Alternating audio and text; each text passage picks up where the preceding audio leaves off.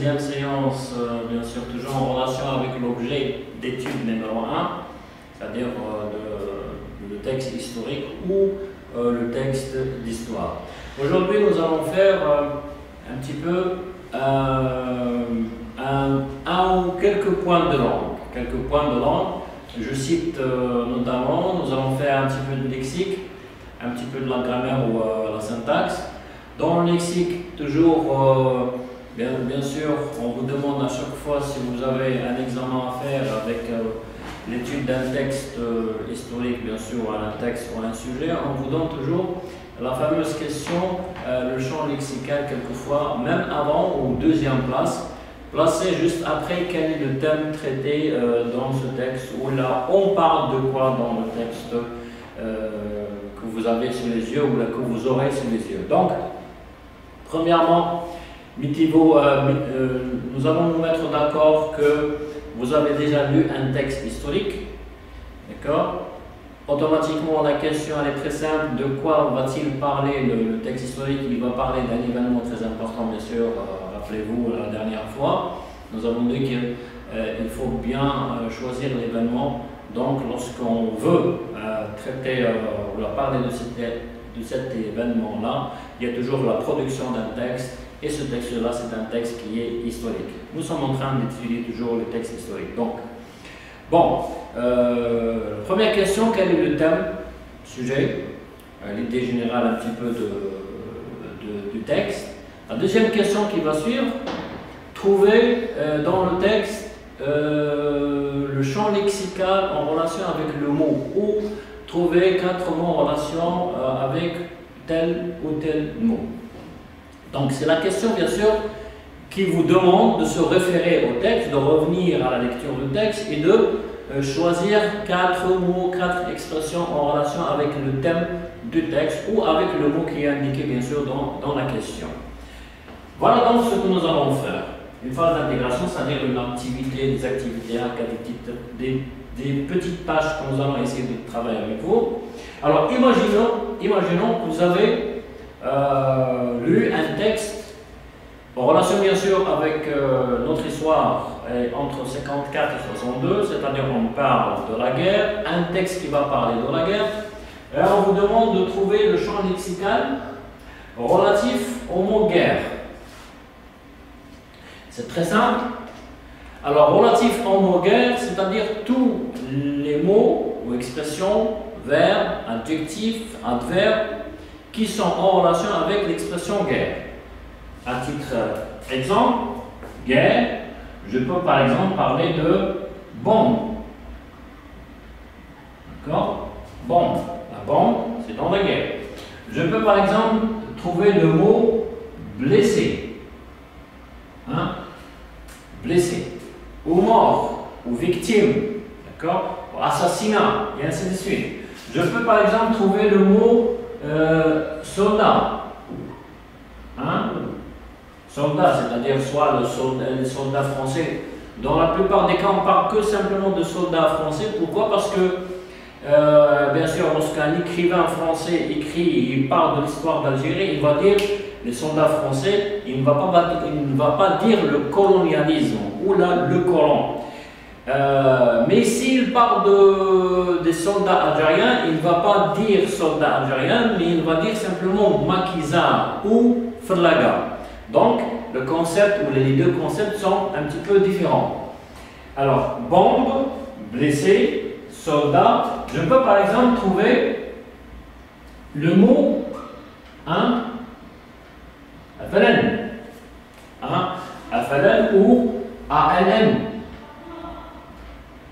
Alors, vous connaissez que ça veut dire le FLN ou l'ALN, c'est-à-dire le Front de Libération Nationale et l'Armée de Libération Nationale, bien sûr. Il ne s'agit plus maintenant, on parle de l'Armée de Libération Nationale, c'est-à-dire c'est l'armée tout court. Mais le FLN, il existe toujours, nous avons le parti du FLN jusqu'à aujourd'hui, c'est-à-dire c'est la succession du parti qui a vraiment participé à la libération de l'Algérie.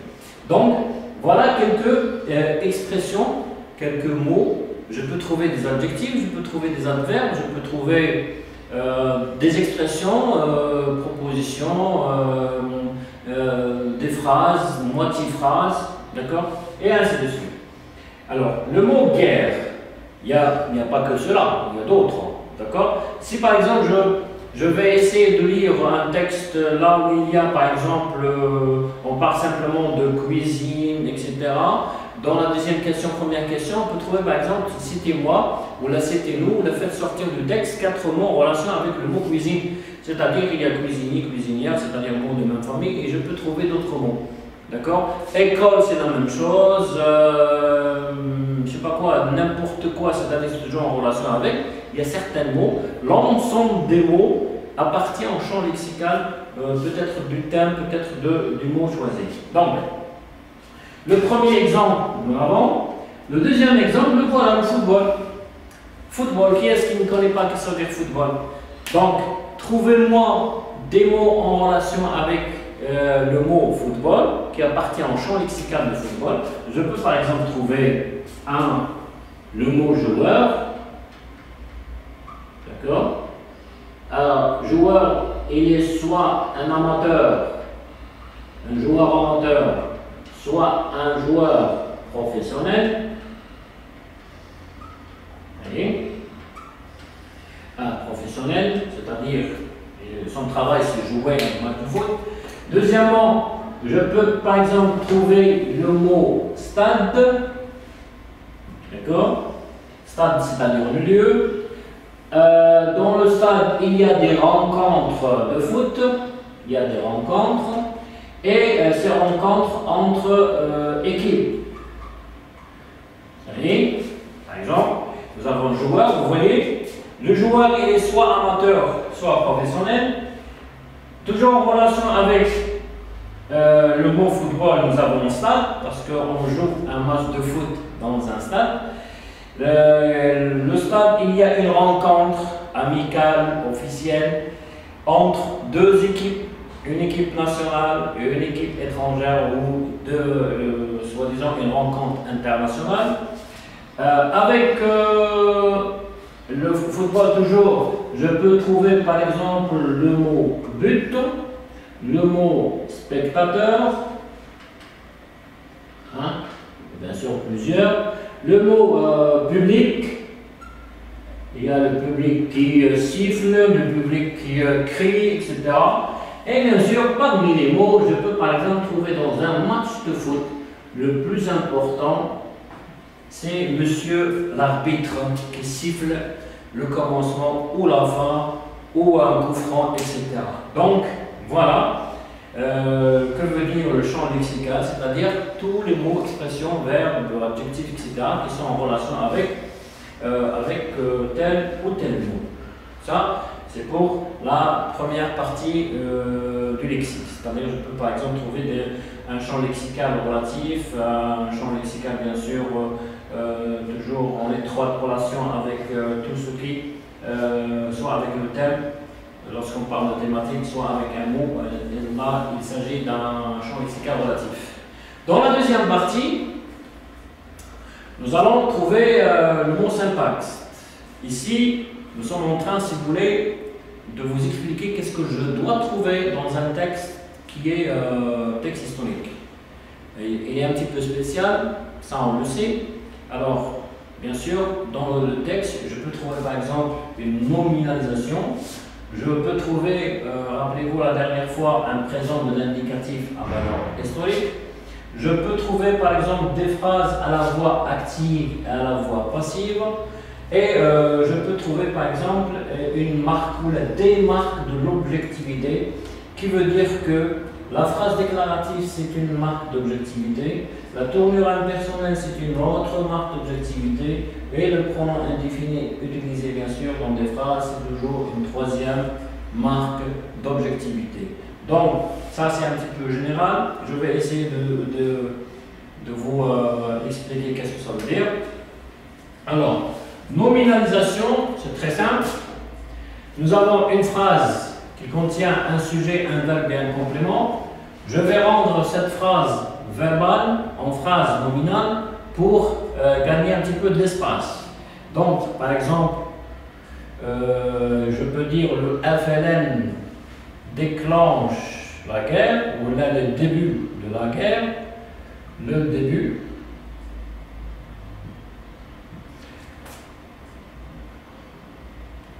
de la guerre de libération. D'accord? Nous avons le FLN. D'accord? Il y a un sujet, il y a le verbe, et il y a le complément d'objet, bien sûr, au direct. Alors, la nominalisation, je vais transformer le verbe en nom. Et le verbe déclencher, c'est un verbe premier groupe. J'aurai le déclenchement des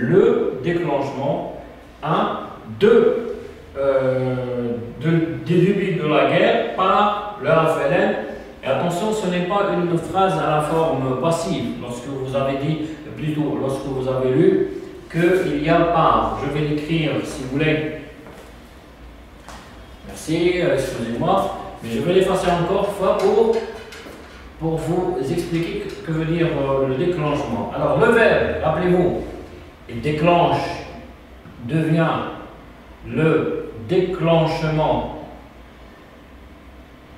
Hein? Juste après, c'est-à-dire je termine ma phrase du début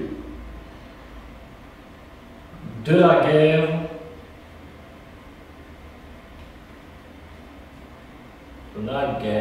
par le FLN.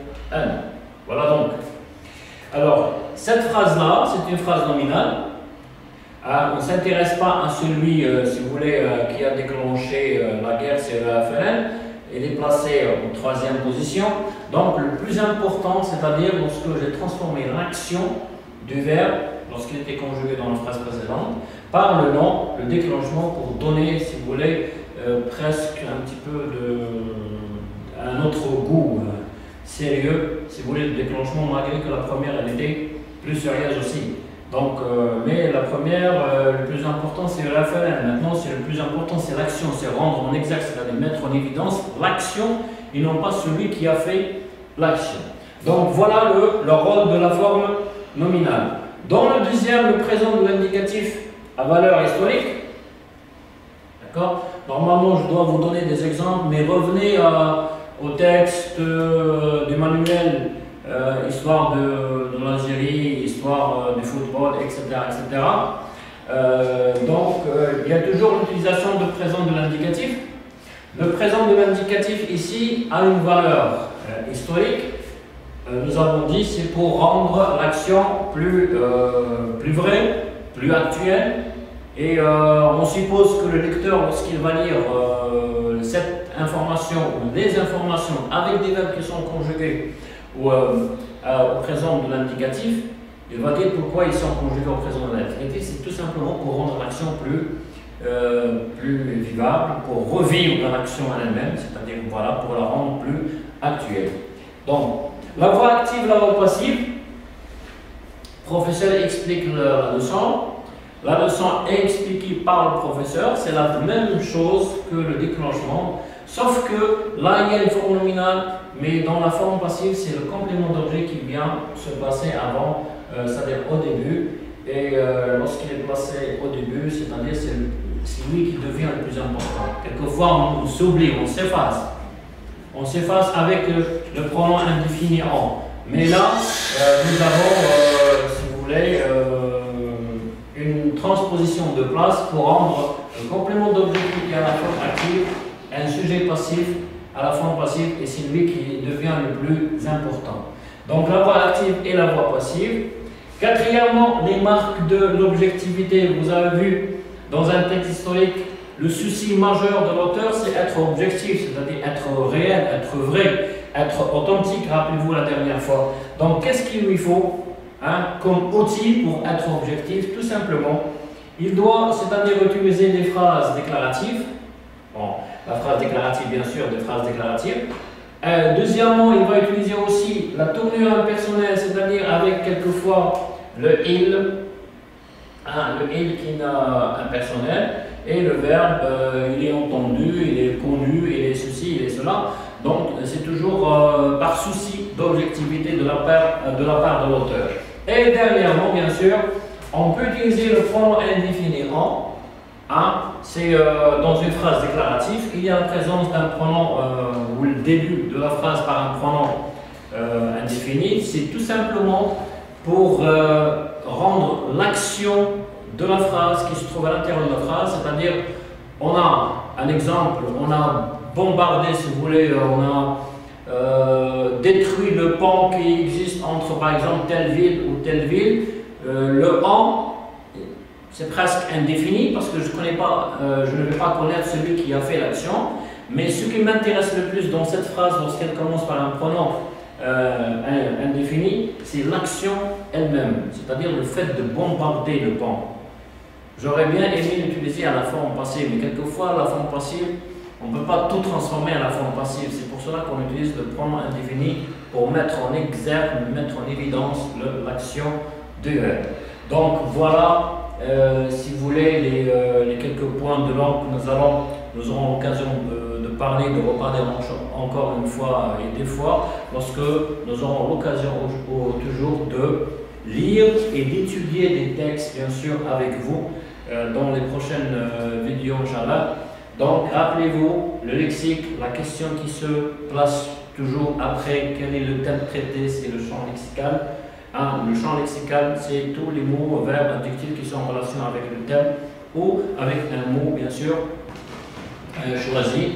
Et parmi les points de langue que nous allons utiliser, bien sûr, plutôt étudier dans la syntaxe, il y a ceci, ce que nous voulons vous expliquer: la nominalisation, le présent de l'indicatif, l'appointif, la passive et les marques de l'objectivité, citant à titre d'exemple la phrase déclarative, la tournure impersonnelle et le pronom indéfini.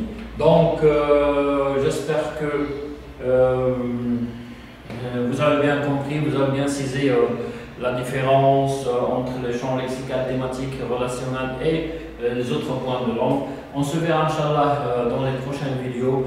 Jusqu'à ce temps-là, portez-vous bien et au revoir. Merci beaucoup.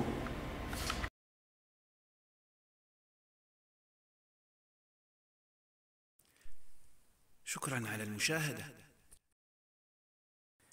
لا تنسوا الاشتراك في القناة، الضغط على الجرس، الإعجاب بالفيديو.